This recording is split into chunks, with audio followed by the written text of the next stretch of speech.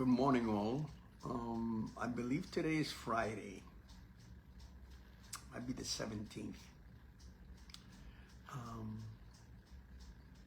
Up early this morning, as I had in my mind this voice that said, "Get up and start packing, packing, packing, packing." That's what was in my mind. I kept saying, "Erase, erase." I do this in my mind, like 2 erases when I was a kid in grammar school. Went to Catholic school.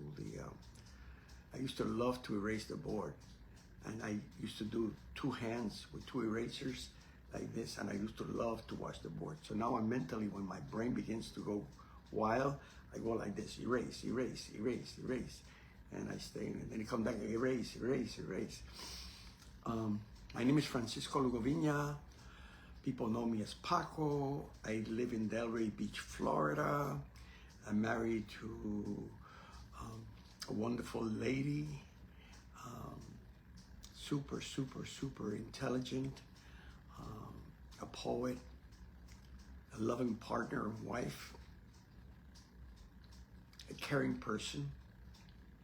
Her name is Noemi Santana, and she has three children. Renee, Damaris, and Manolo, all incredible human beings. I love them to death. All 3 of them are like super duper human beings on top of my other 5. So, so I did my normal routine of my garlic and the other things that I do with ashwagandha and krypton, and I do a mixture of flax seeds and chia seeds, and I grind all of that, and I make it into a potion, and I drink that with my garlic early in the morning on an empty stomach. Of course, I have to wait before I can have my cafecito, because if I have my cafecito, it just sends a very different signal, contradictory signal to what I just did, and everything I did gets erased. So you have to know the chemistry of these things. So I wait 90 minutes for it to process and the brain to connect and send the rest, and then I have my cafecito. On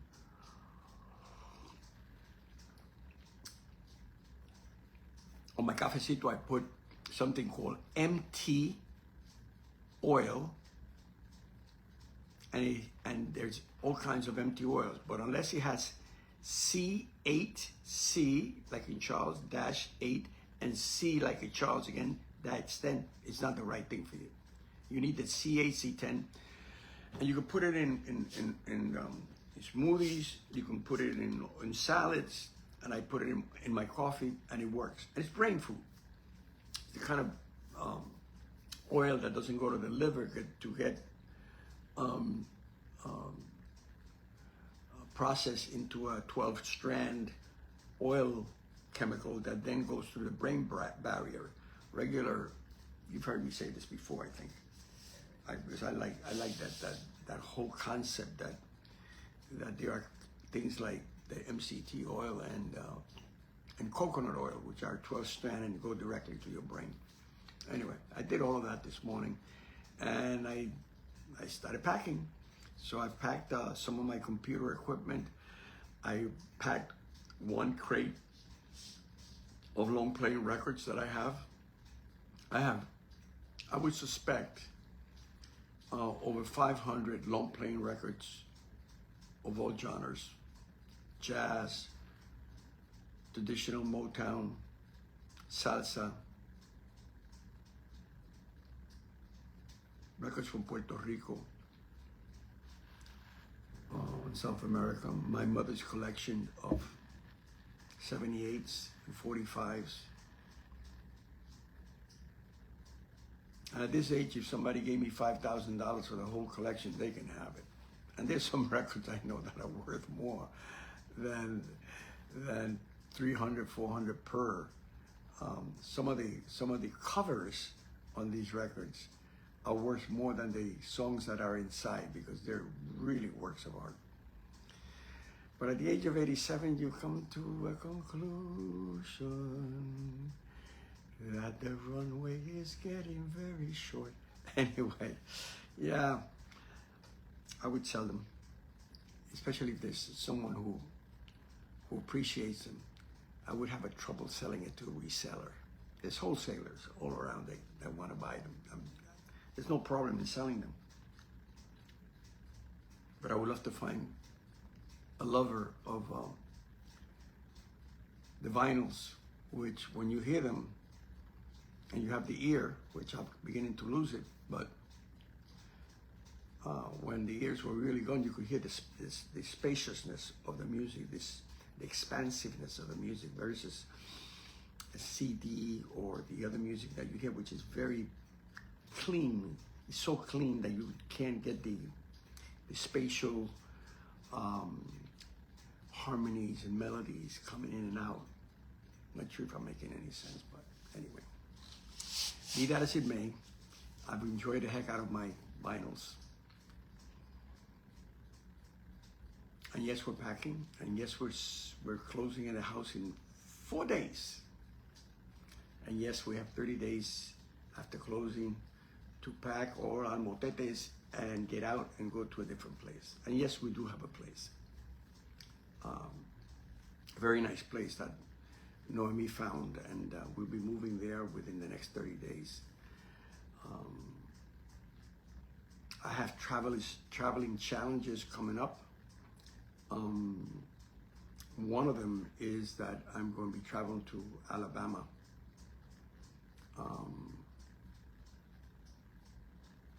For my 5th year in a row of Race in America. It is a retreat in which we bring somewhere between 15 to 30 people, depending on the year that they sign up, and we take them to Selma,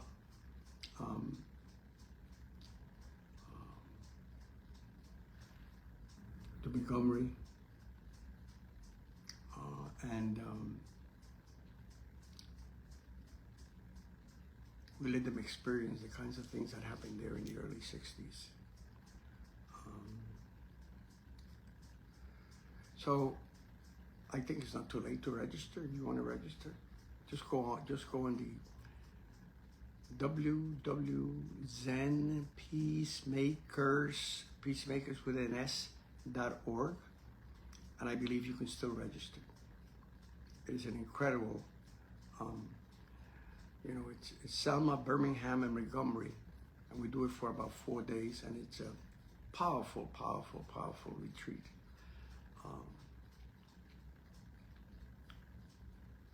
In which the teachings come from the place you're in, and from what happened there, from the energy and the vibratory energy that exists there, and the people that you meet who were there originally. All is good, all is good. So I'm going to travel there. And then somewhere in the middle of May, I'm going to be traveling to New York to hang out with the mastermind group. It's a group of 30, 40 men who have gotten together, organized by one of my students, Alexander Alex Jerez.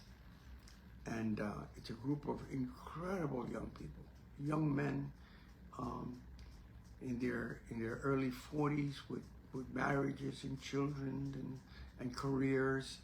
And as an elder in that group, I'm privileged to have been led on. Well, I'm kind of a little bit of a founder of that group, but I enjoy being with them. It's absolutely wonderful. Wanted to share with you and promote. This is going to be a short one today because I think I got to go back to packing, and I have a board meeting of an organization that I have now become so involved with. And it's an exciting organization, very exciting. It was founded by a young man from here, from Florida, a Colombian American. His tradition is the country of Colombia, but he's an American. And 17 years ago, he created an organization called Soil, S-O-I-L, and then the word A-N-D, and Soul, S-O-U-L, Soil and Soul Inc. in Delray Beach, Florida. And what attracted me originally to the organization, because Pablo sought me out to get on the board, just as I had given up all boards. I kind of, except for Zen Peacemakers International, every other board I gave up.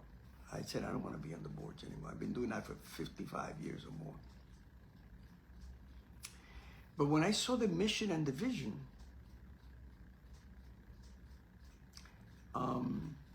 and the mission was to eliminate or minimize anger, hatred, and ignorance. I said, well, those are the three poisons in Buddhism. In fact, those three poisons were identified even before the Buddha was born. So the Buddha was 2,600 years ago or 2,700 years ago. So it probably is, 3,000 or more that these three poisons were identified. And I said, these white people are crazy. They're going to eliminate anger, hatred, and ignorance.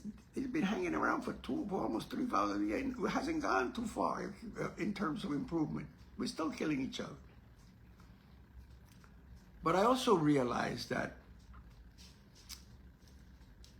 Pablo the Real, before MTPs were put into language, an MTP is a massive transformative purpose. And in order to qualify for a massive transformative purpose, when the idea is presented, you have to say it's crazy, it cannot be done. If it doesn't have that piece of the definition, that is not an MTP. I'm going to create a taxi company worldwide. It's going to be incredible. But I'm not going to own a car. Are you crazy? Uber.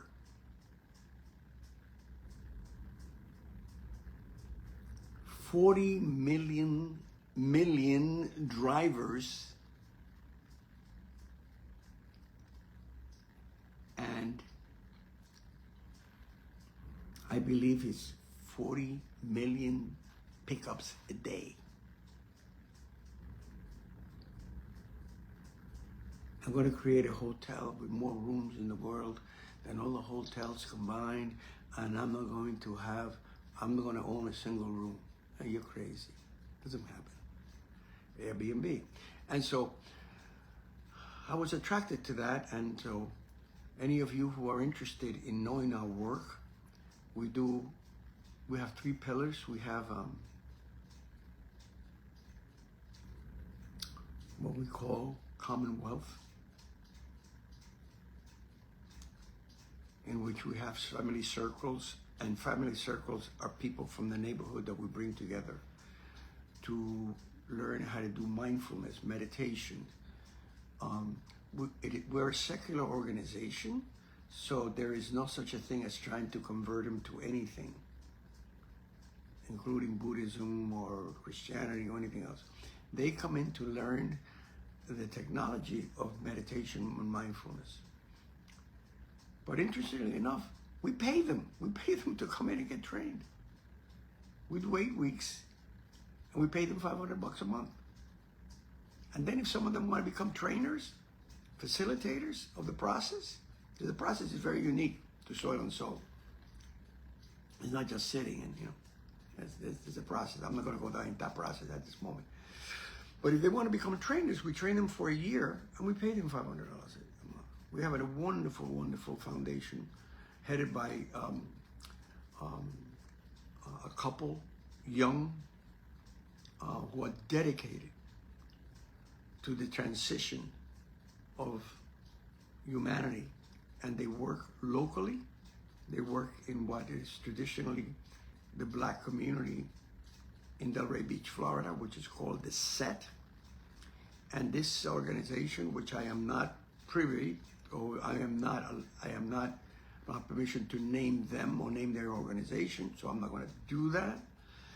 But they've been funding us very generously to be able to to have the resources to pay the $500 on the 8-week cycles and then the year-long training. I have a board meeting today, so I have to go there. New board members have been installed, and we have a lot of things coming up. We're going to have a 16-hour strategic planning session with a professional facilitator, expert on transition and strategy. And we're going to do it in 8 sessions of 2 hours apiece. And it's going to be 4 of us. I think it's going to be, five or six of us, plus the trainers. It's going to be 8 people all together. It's going to be exciting to get there. I wanted to share with you that my journey into technology started a long, long time ago. Right out of Iona University, I got involved with Unix, which was a computer bigger than a dumpster, bigger than these 16-wheel trucks. And then on my own, in the 70s, I bought a mainframe from a computer company called Wang Computer. I think you've heard these stories before. So I was already involved in key punching data, putting the data into the machine, getting results, and I needed the mainframe because I was doing evaluations for school districts, community school districts, in which I had to evaluate the impact of Title I, Title II, and Title III programs, and all of those were data-driven. So we're talking about the 70s. I was an Apple early adopter. So I've been conscious of computing and computing technology and the excitement about the future of that. I was excited when I was reading comic books in Puerto Rico or in New York, and I would see Dick Tracy talking to his watch. And I said, someday I'm going to have a watch like that. Well, I do.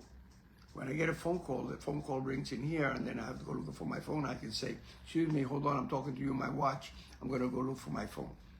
I've lived long enough to see the Dick Tracy dream come true. But the biggest breakthrough for me came in 2014 when Noemi came into my office in the house and said, I want you to read this book. I just finished reading it, and it's an Audible, and I think she gave me the hard copy at that point that she had done. It was a book that was published in 2012, so it was already 2 years old. And the book was called Abundance. And it was written by Peter Diamandis and Steve Kotler, Kotler. The book was called Abundance, 2014. I read that book and it blew my mind. And then they wrote another book called Bold, B-O-L-D, and I read that book from cover to cover. And then I just continue following that group of men and women who were following the huge waves that were developing at that time, which had been developing from the early 90s on slowly, and now they were beginning to really look like very big waves. They still had not become huge waves, but they were. So I've been at it for a long time. Peter Diamandis has probably the number one podcast in technology in YouTube. It's called Moonshot. Highly recommend for you who are interested in this genre, in this thing of technology.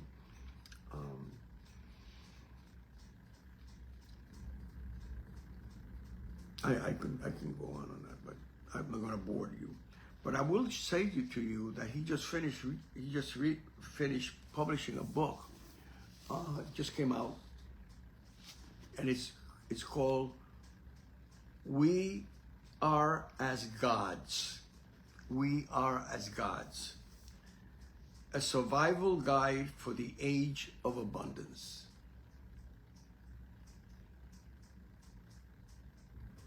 Abundance gets defined in many ways, but abundance, other than plenitude, means great possibilities for great things. That's abundance.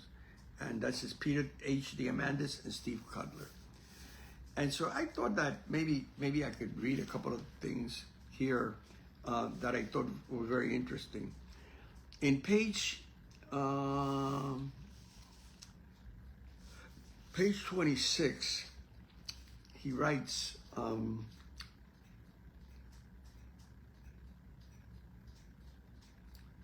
about things that have been discovered recently. And he said, but computing takes the cake. In 2012, 1 billion people owned a smartphone. In 2012, 1 billion people owned a smartphone. By 2025, the number was 7 billion with a B.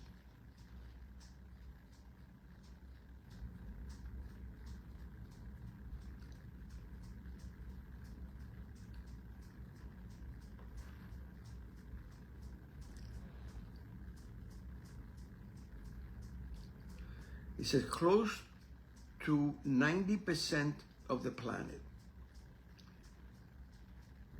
In abundance, we calculated that the average 2010 smartphone contained over $1 million worth of 1980 technology. I'll read that again. Yeah.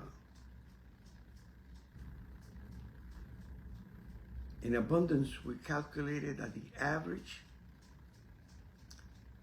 2010 smartphone contained over $1 million worth of 1980 technology. Phone, games, computers, GPS, encyclopedia, music players,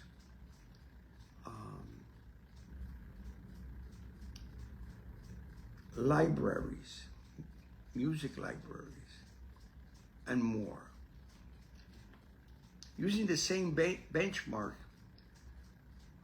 to gauge progress between 1910 and today, including processing power, camera quality, connectivity, and new features like health monitoring, augmented reality, and AI assistant, we see an exponential increase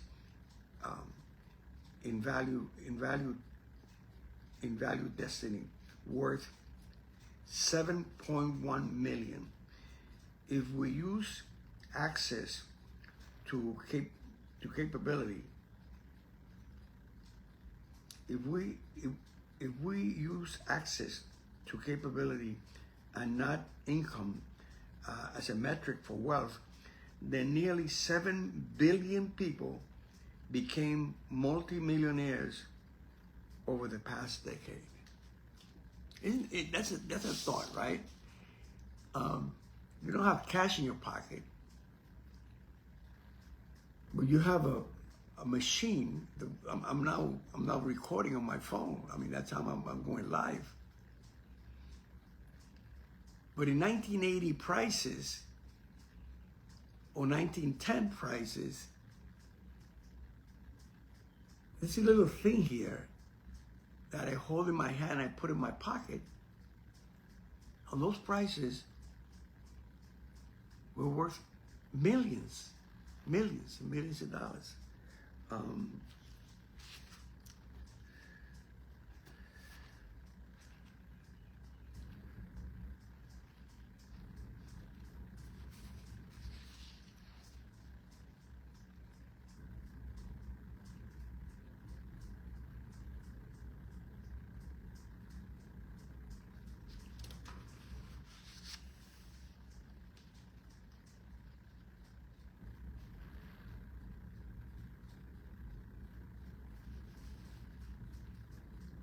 There's an organization called Sibline, and it launched in 2016.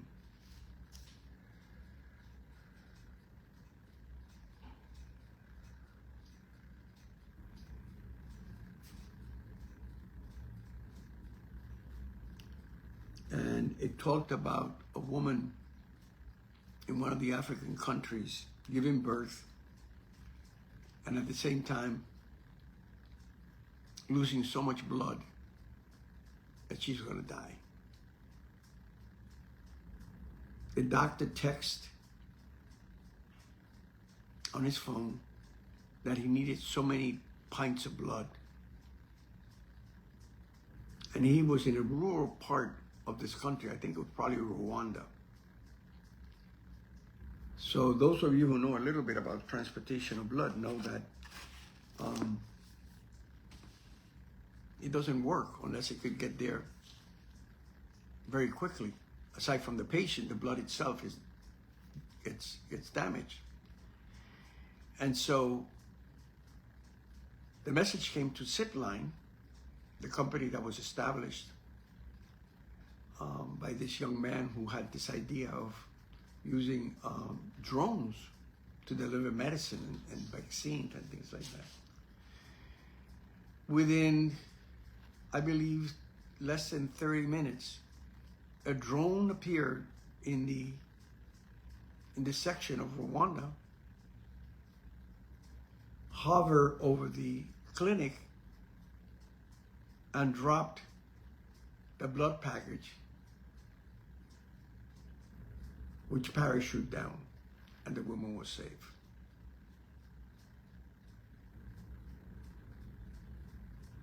Sibline has been operating now in Rwanda because the Rwanda government bought the person who created this, and has been doing this now for quite a while in Africa, using drones as delivery vehicles, not only for blood delivery, but for vaccines and medicines and other things that are not readily available in those areas. The book is full of stories like that. You know, people who have who have created companies now that are in operation. There's a company in Manchester, Vermont, I believe, that took over a complex of buildings, and they have a factory creating organs.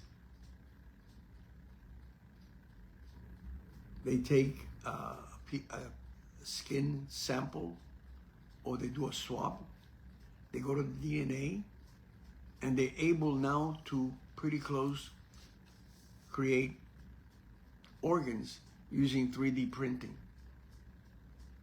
Probably most of you have never heard of that.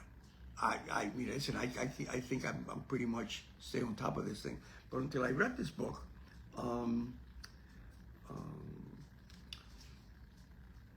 and by the way, the guy from Zipline, his name is Ronaldo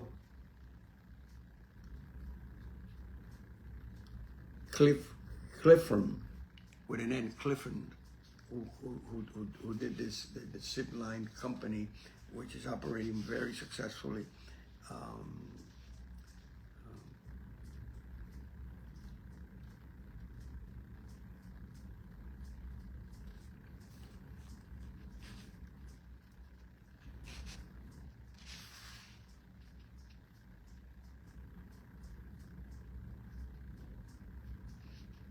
Anyway, I highly recommend this book. I think it has the ability to change your life, if not that dramatic, certainly inform you of the things that you're not going to read in the newspaper, you're not ever going to see in YouTube. So the book is We Are as Gods, just came out, a survival guide for the age of abundance. My dear friends, I hope you have a wonderful, wonderful weekend. I hope you send me good energy so that I can continue to pack in a state of peacefulness and joy. Again, some of you who might want to contact me, you can go to my email address, which is specially created for this podcast that I do, or these presentations that I do in the mornings. And it's Viejo, B-I-E-J-O. Viejo means old. Paco, P-A-C-O, Viejo Paco, old Paco. My age, 87, @gmail.com. Viejo Paco 87 @gmail.com. Connect with us. Reference Valerie Green, who is my associate, on my right hand, left hand in some of the things that I do. Visit whenever you can the Paco Zen Show on YouTube. I've been posting a lot these days. I'm hoping to have a regular show on YouTube, more often, more consistent, with more quality. This is not easy to do, and if you've never done before, like me, I mean, it's a learning experience. So you get to have better lighting, better sound, better backgrounds, better topics. But considering that Valerie and I are a two-person band, she's a musician, so no pun intended, but we're doing okay. I'm not unhappy. So I'm sending love back to all of you. And as usually, I like to sign off by saying that in Puerto Rico, where I was born, you know, the younger ones come in and they say, bendición, bendición, bendición. And the elder ones say, Dios te bendiga, Dios te bendiga. And when they leave, they say the same thing, bendición, bendición. And so you say, Dios te bendiga. It used to be, had religious connotation. It probably still does to many people. Good for them. They haven't lost the religious impact of that greeting and that farewell gesture. But it's become secular. And it's become a way of saying hello, saying goodbye, almost at the same level that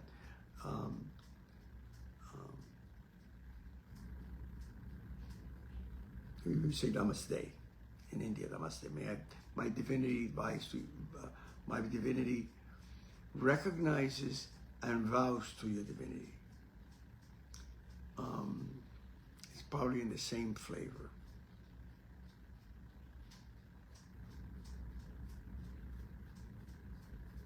Having said that, Dios me los bendiga a todos. May all of you be blessed. Have a wonderful, wonderful weekend. Stay present. Stay joyous. Treat others with tremendous amount of love. The same love that you want to be treated with. Hasta la próxima. Until the next time that I come on. Enjoy your life. We're privileged to be in this planet.